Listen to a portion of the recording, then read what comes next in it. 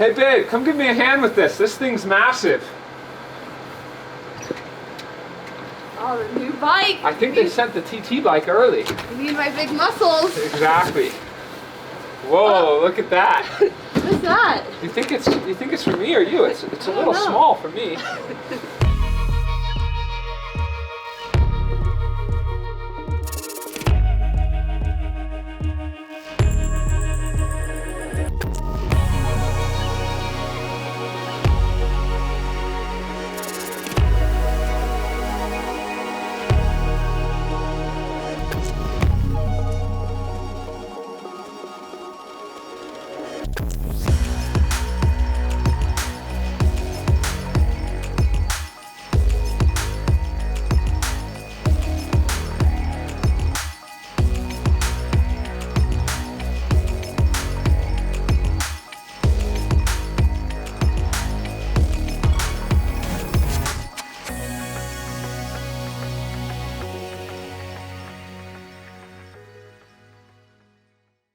Welcome to the Day in the Life Thursday edition video, okay? And Thursday might not sound like a very important day, but now since I've switched coaches, Thursday is the hardest day of the week. And I used to always do like a 2-hour easy ride and a swim on Thursdays, and I'd be like, oh, that's pretty easy. Now today we've got a big thing on tap. We've got a hard swim first, then we've got a hard trainer ride, with muscular endurance repeats, so low cadence, and then I think it goes into Ironman repeats once my legs are fatigued. And then after all that, we go into a 90-minute run on the tired legs. And then we've got the massage guy coming over. So that's what we'll take you through today.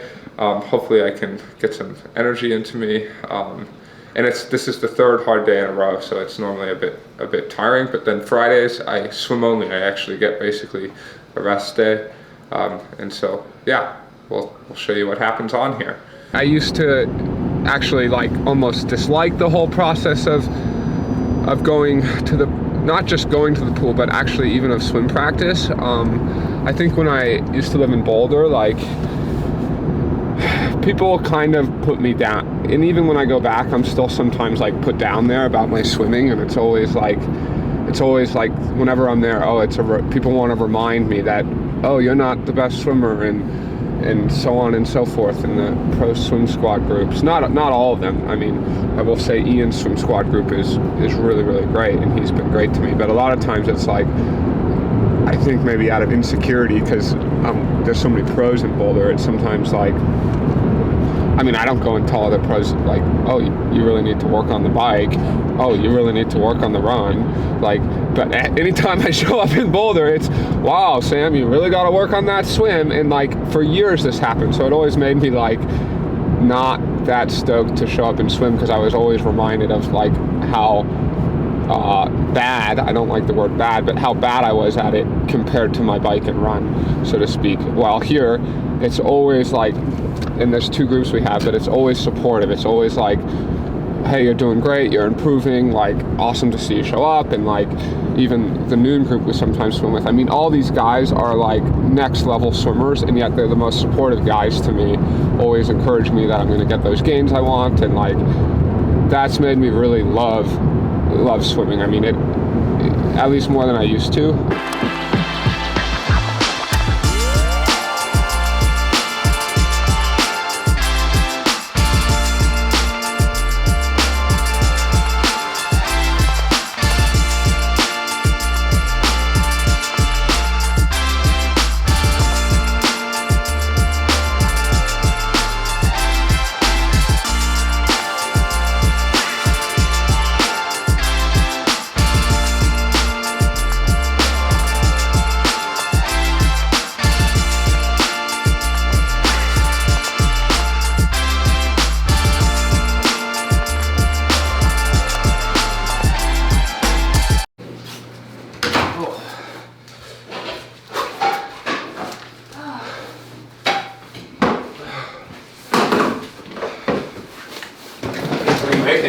Pancakes. Oh, you are? Yeah. I don't know if I have time for pancakes, so. Well, I have a client at 10:50. Oh, so you're making pancakes for me? No. But I can. Oh, if I ask nicely? Yes. The pool's so cold, so that's why I wear a wetsuit. And, you know, I didn't do the buckets, but. Yeah. No, we had a great swim. So Thursdays are normally our sprint day, especially this time of year. It's great to work on that top end speed. Yeah, and for me especially, I really struggle. It's something I really struggle with is that top end speed. You know, everyone wants to talk and thinks lactate is the be all end all. So I actually have a hard time getting my lactate up high enough on those sprints. So I can do it repeatedly, but I have to work on actually raising what my absolute max is. So you saw the guy swimming next to me.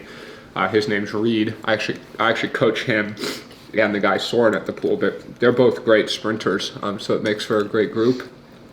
The buckets add resistance, so not only is it sprint, but it's also a sprint with strength, and then you take the buckets off, and then you can really feel speed better because it gives you a better feel for the water.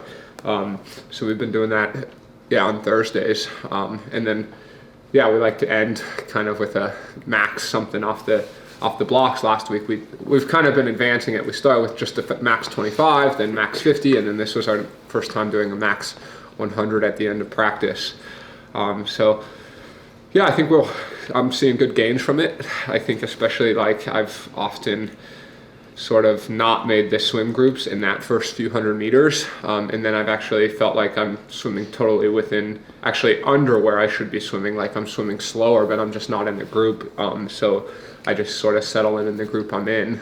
So if I can get myself into the good position at 400 meters, then I don't think I'm actually going to have any trouble in the group. So hopefully that's the key component to make that happen.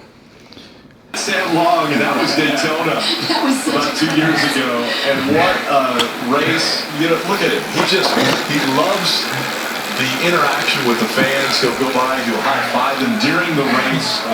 Just really feeds off of that energy. So we have 20-minute warm-up, a little prep set. Then I have 4 times 8 minutes, big gear reps in aero at 340 to 345 watts, 70 RPMs, 2 minutes rest. I'll take lactate in between those to get an idea. And then I have 6 minutes at the same thing with 2 minutes rest, just to make it a little easier. So in total I have 8 big gear reps basically. Taking my ketones in from HVMN.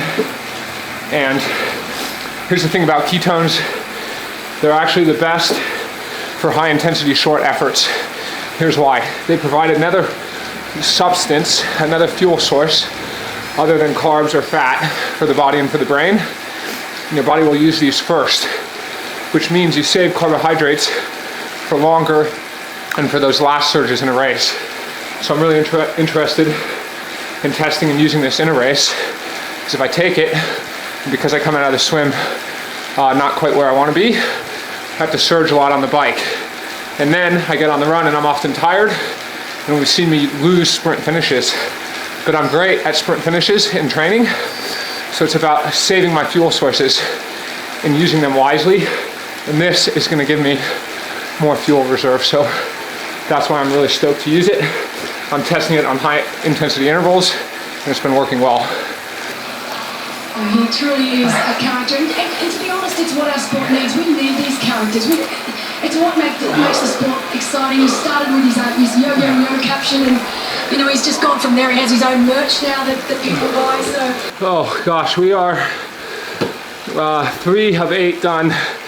3 of 8 8-minute or low reps done, and then I think I have 8 times 6 minute low reps at the same power after that. So my legs are going to be probably destroyed at this. The watts aren't really much, nothing crazy, 345, but it's doing it at 70 RPMs.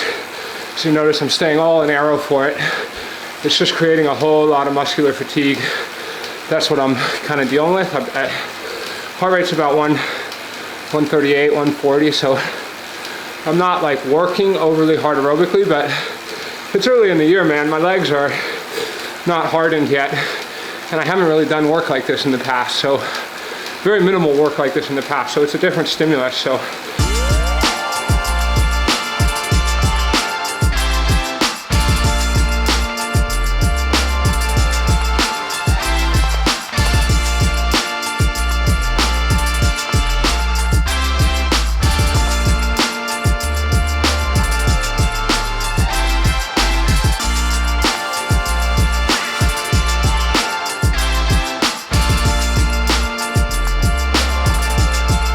right now I've just given 100% trust to my coach. So in the past I might have said, oh, 60 RPM is better than 70, or I want to do 65, but right now, maybe for the first time ever, I'm really just trusting 100%. I'm doing what I'm told, so I'm told to do it at 70, so I'm doing it at 70.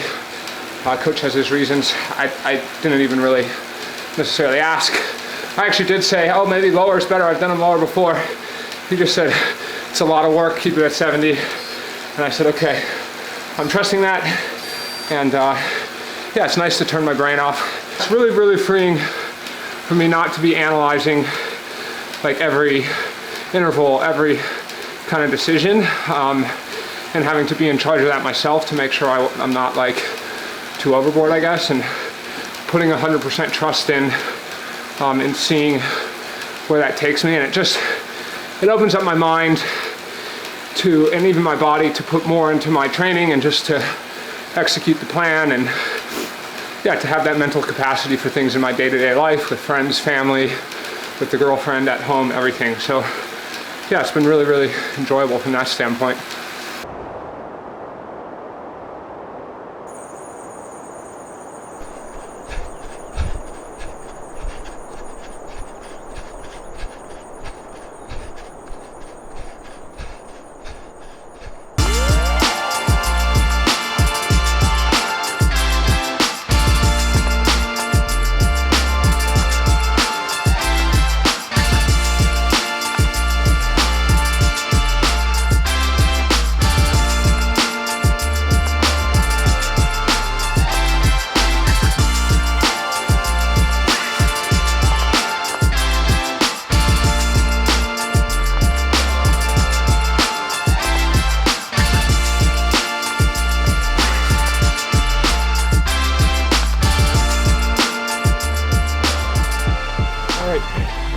Here we are, a little over halfway through the run, 7.2 miles, average of 6:44 pace minutes per mile. Average heart rate is 129 beats per minute. So, which is nice, actually kind of in the middle half, bottom half of zone 2. So very happy to see 6:44 average. I feel tremendously better than last week. I've done the same loop, same run last 3 weeks, and this really beat me up last 2 weeks, so I'm absorbing the load. So anyways, here we are out here, getting the work done, another 40 minutes, and we will be done.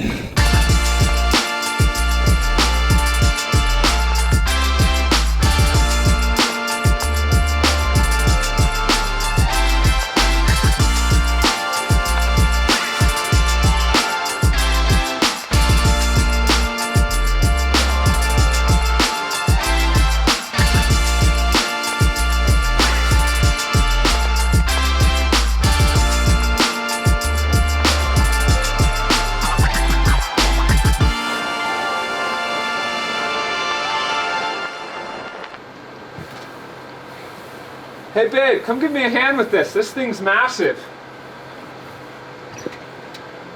Oh, the new bike. I think they sent the TT bike early. You need my big muscles. Exactly.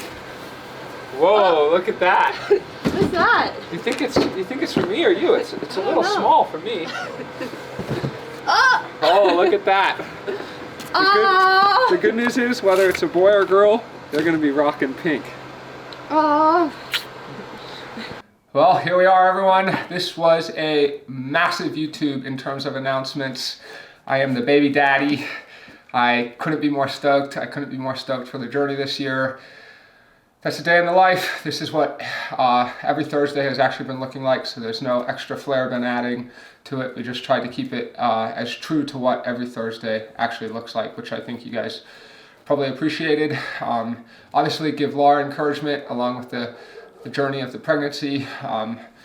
It's really given me another edge to be there to support her and the baby and to be the ultimate team. But yeah, for everyone who's gone through pregnancy, you know, it's hard to grow another person inside of you. I can only have compassion and try and be there for her as much as I can. And we're looking forward to a huge year. So keep following the journey. Like, comment, subscribe, and let us know what you think.